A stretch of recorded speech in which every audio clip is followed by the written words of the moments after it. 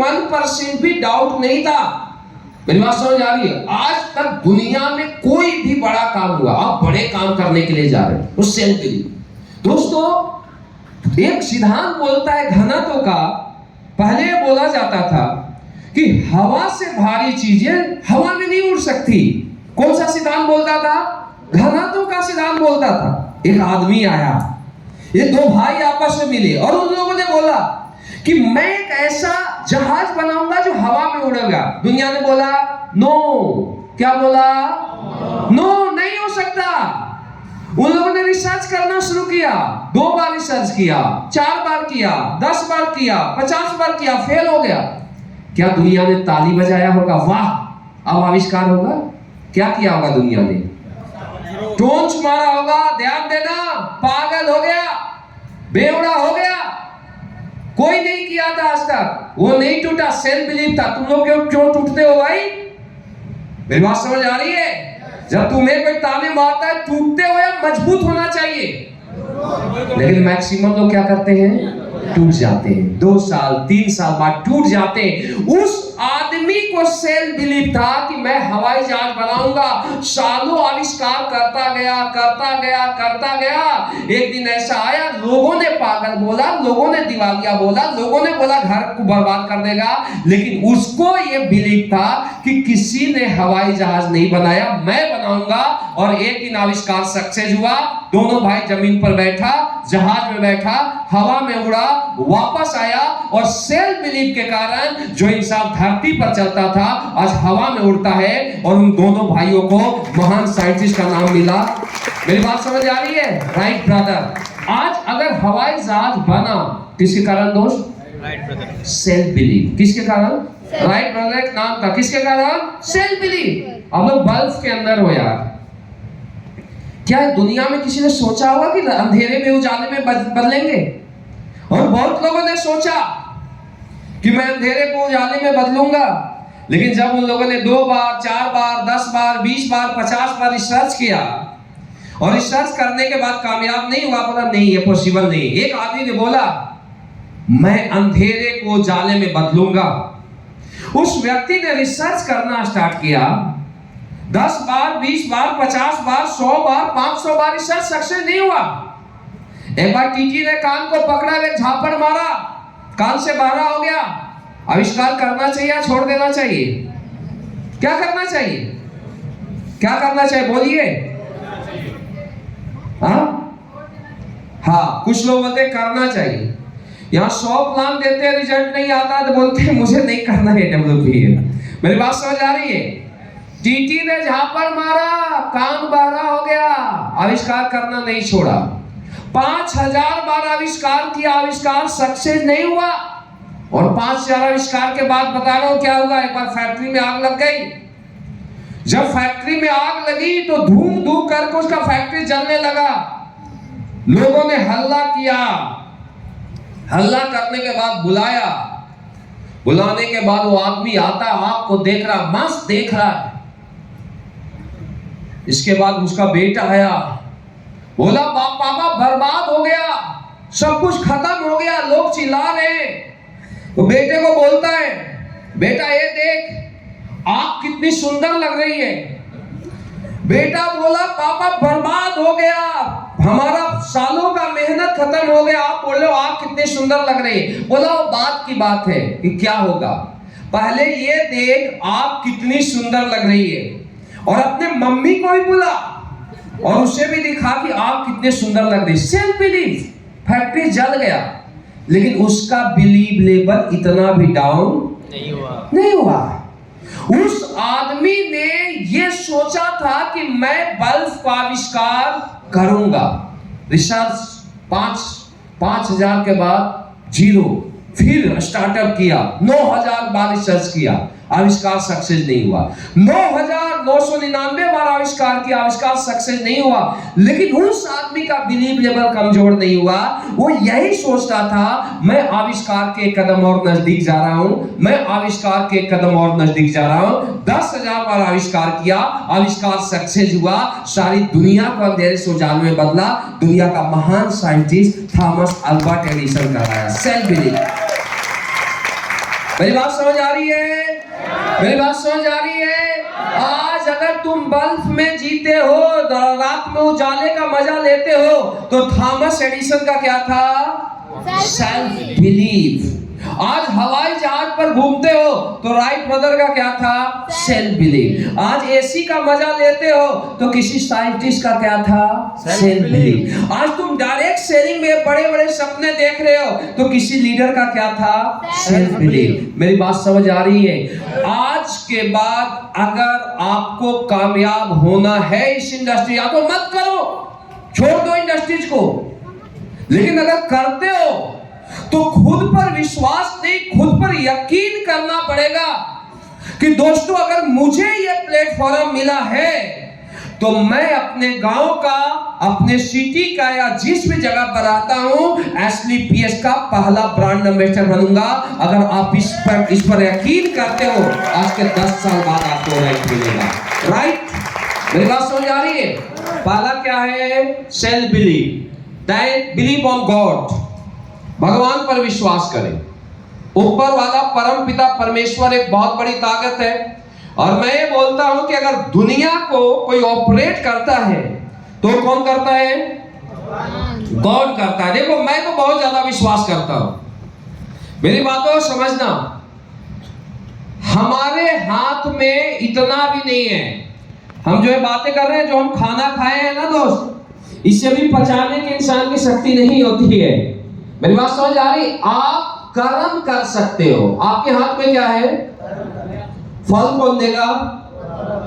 और अगर ऊपर वाले की बात किया जाए तो एक पापा अगर अपने बच्चे के साथ भेदभाव नहीं करता तो ऊपर वाला भी किसी के साथ भेदभाव नहीं करता।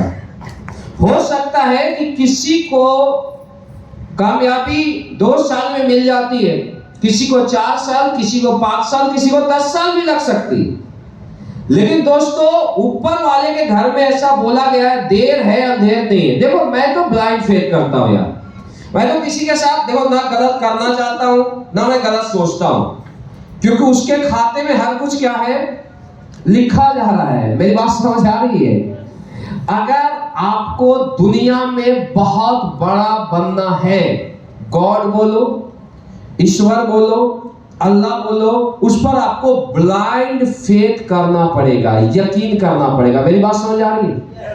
बहुत सारे लोग कामयाब होना चाहते हैं, लेकिन क्या वो होपलेस होते हैं, उदास हो जाते हैं, निराश हो जाते हैं। व्हाई? क्योंकि वो गॉड में विश्वास नहीं करते। और जो व्यक्ति गॉड में विश्वास नहीं करता वो कभी भी जिंदगी में हैप्पी नहीं रह सकता, और जो व्यक्ति हैप्पी नहीं रहता वो कभी भी जिंदगी में बड़ा काम कर नहीं सकता। मेरी बात समझ आ रही है? दुनिया को ऑपरेट एक सुप्रीम पावर करती है, समझना। Believe on God. गॉड में अगर एक विश्वास करता है तो उसकी शक्ति हजारों गुना बढ़ जाती है। आपने देखा होगा कि ऐसे ऐसे लोग जो छत से नीचे नहीं आ पाते हैं और नीचे से ऊपर नहीं जा पाते हैं, राइट? लेकिन वही लोग वैष्णो देवी जाते हैं। जम्मू से कुछ लोग आए, 120 केजी का आदमी माता में विश्वास करता है, नीचे से चढ़ना शुरू करता है तो इतनी ऊंची पहाड़ी जो ऊपर दिखाई नहीं दे पाती, उस पहाड़ी को चढ़ जाता है। व्हाई? Believe on God. मेरी बातों को समझना, जो 20 फीट नहीं चढ़ता वो हजारों फीट चढ़ जाता है, राइट?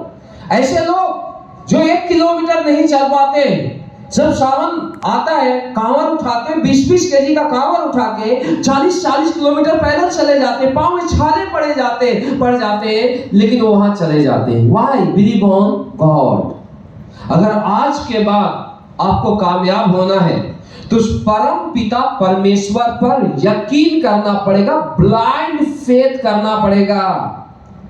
ऊपर वाला अगर दूसरे को दिया है ना दोस्त, तो आपको भी देगा, और इतना देगा ना कि रखा भी नहीं जाएगा। मेरी बात समझ आ रही? हम लोगों ने भी काम किया था, मेहनत किया था, लेकिन यार स्टार्टिंग में बहुत दिक्कतें आई, लेकिन आज मेरे ख्याल से इतना दिया जो शायद खानदान में नहीं सोचा हुआ कोई। मेरी बात समझ आ रही है? काम घर में कोई सोचता है क्या कि ये काम घर का लड़का मतलब यहां तक पहुंच जाएगा? मुझे यकीन था, लेकिन शायद मेरे घर वालों को तो नहीं होगा, मेरे परिवार वाले को तो नहीं होगा। अगर ऐसा होता तो हमें जॉब में क्यों भेजा जाता? मेरी बात समझ आ रही है? क्योंकि दोस्तों, मैं तो उस गॉड पर, उस परम पिता परमेश्वर पर ब्लाइंड फेथ करता हूं। मैं बोलता अपना कर्म करो, फल कौन देगा? कौन देगा? ऊपर वाला देगा। और दोस्तों एक चीज बोला गया है कि अगर उसमें फेथ करते हो तो ब्लाइंड करो। भगवान भी कम मिलता है जब ब्लाइंड फेथ करता है। एक जगह की बात है, गॉड के ऊपर एक स्टोरी है कि एक आदमी था, वो गॉड को मानता था, यानी वो पूजा पाठ करता था।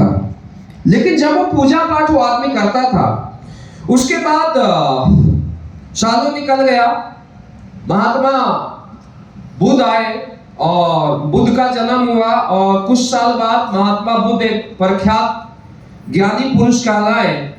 देन इसके बाद लोग उनको भगवान भी मानते थे। तो एक बार वो आदमी गया जो बहुत पूजा पाठ करता था, और महात्मा बुद्ध के पास गया और बोला, महात्मा आज मुझे ये बताइए कि क्या दुनिया में भगवान है? तो उन्होंने अपने अंतर आत्मा से देखा, हो तो अंतर्यामी थे, तो देखे यार पूजा पाठ करता है लेकिन इसको बिलीव नहीं है। उन्होंने बोला नो, दुनिया भगवान नहीं है। अब वो आदमी क्या करता है? परेशान हो जाता है। वो आदमी बोला यार मैं 20 साल तक इतना पूजा किया, सब कुछ किया, लेकिन मुझे तो कुछ मिला ही नहीं, दुनिया भगवान नहीं है, चला जाता है। देन इसके बाद नेक्स्ट डे आता है। नेक्स्ट डे जैसे आता है, उसके बाद एक और इंसान वहां आता है जो कभी भगवान का पूजा नहीं करता है, पूजा पाठ नहीं करता है। और इसके बाद वो बहुत लोगों को कन्विंस करने में कामयाब हो गया था कि दुनिया भगवान नहीं है। जैसे एक बोलते आस्तिक, एक बोलते नास्तिक। तो क्या था? नास्तिक था। बहुत सारे लोगों को ये बता दिया था दुनिया में गॉड नहीं है। वो भी गया उनके पास पूछने के लिए कि भगवान बुद्ध आप ये बताइए क्या दुनिया में भगवान है? तो उन्होंने भी देखा, अपने अंतर आत्मा से देखा, तो देखे ये तो कभी पूजा पाठ नहीं किया। तो उसको वो बोल देते हाँ दुनिया भगवान है। वो भी चलो, वो भी परेशान। अब वो क्या बोलता है कि यार मैं इतना पूजा पाठ किया, मैं इतना सब कुछ किया, मैं कुछ भी नहीं किया, मैं सोचा दुनिया भगवान नहीं है, मैं सारे उल्टे पुल्टे काम किया, लेकिन दुनिया भगवान है। अब तो मुझे दिक्कत होगी क्योंकि हमने गलत कर्म किए। अब उनका एक चेला था, वो पूछ वो ये दोनों माजरे को देख रहा होता है, बोलता है भगवान बुद्ध आज मैं कंफ्यूज हो गया, क्योंकि वो हमेशा रहस्य रखते थे। देखो क्या है, सक्सेस भी एक रहस्य है। समझ आ रही मेरी बात? ये फंडा आसान नहीं होता। अगर ये सीधा सीधा चले तो हर व्यक्ति कामयाब हो जाए। तो ये रहस्य, दुनिया ही रहस्य है। वहां तक जाने के लिए बहुत अंदर तक भी आपको जाना पड़ेगा। Right around? जैसे मान लो ट्रेनिंग दिया जा रहा है, तो मुझे तो लगता है कि 4 दिन की ट्रेनिंग के अगर कुछ भी बातें लोग से वो सीख ले तो करोड़पति बन जाए, लेकिन वो नहीं फॉलो करते। राइट है या रॉन्ग है? सही है गलत है? तो दोस्तों वो बोला कि मैं कंफ्यूज हो गया कि भगवान है या नहीं है। तो आपने ऐसा क्यों बोला? उसी से पूछता है कि पहला आदमी आया, उसको आपने बोला भगवान नहीं है, दूसरा आदमी बोला भगवान है। तो बोले बेटा देखो बात ऐसी है। वो कंफ्यूज हो गया, क्या दुनिया भगवान है? तो उन्होंने बोला हाँ दुनिया भगवान है, लेकिन जो इंसान जिस रूप में देखता है भगवान उसे उसी रूप में मिलता है।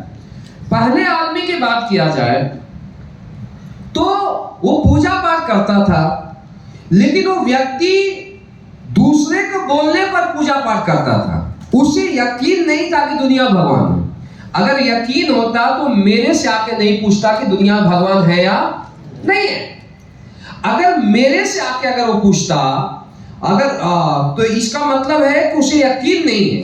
अब यहां से वो जाएगा और जाने के बाद कुछ दिन तक वो निराश रहेगा, लेकिन वो लोगों के बोलने पर ये नहीं मानेगा भगवान है या नहीं। वो खुद से ढूंढेगा कि दुनिया में भगवान है या नहीं है।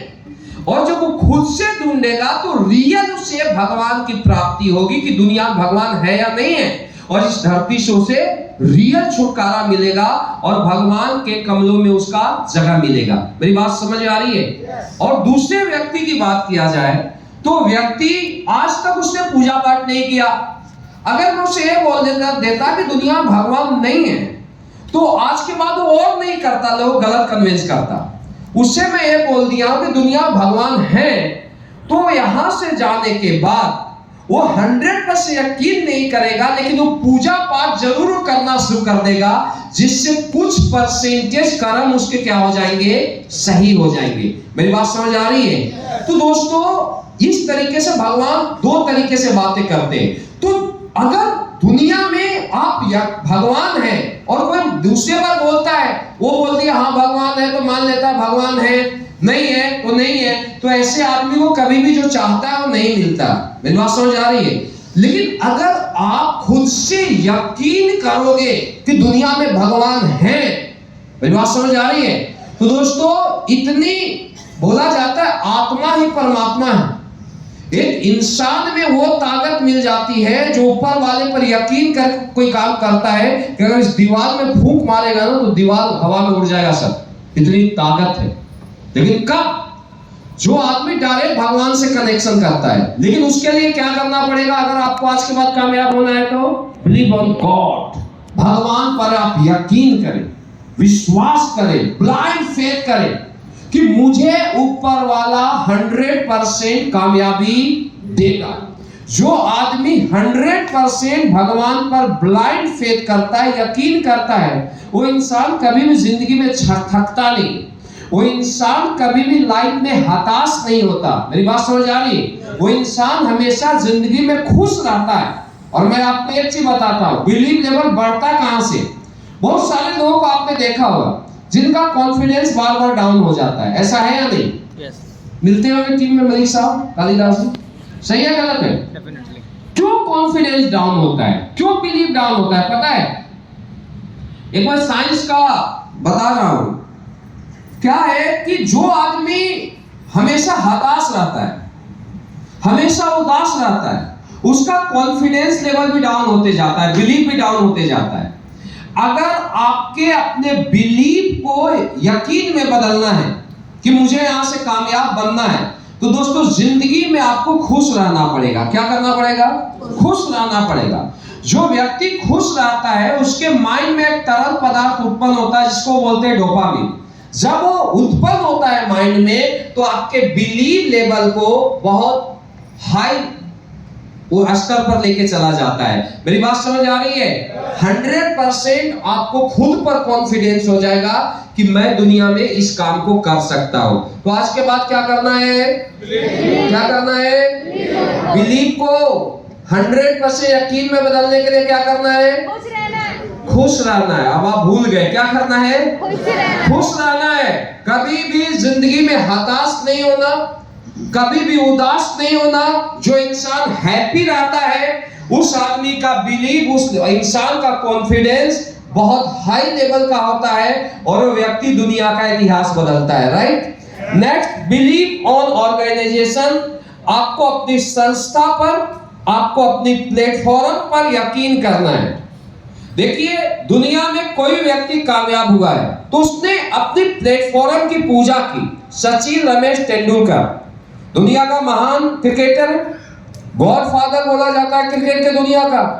लेकिन दोस्तों, अगर सचिन क्रिकेट खेलने जाता है तो अपने पीठ का मत्था टेकता था या नहीं टेकता था?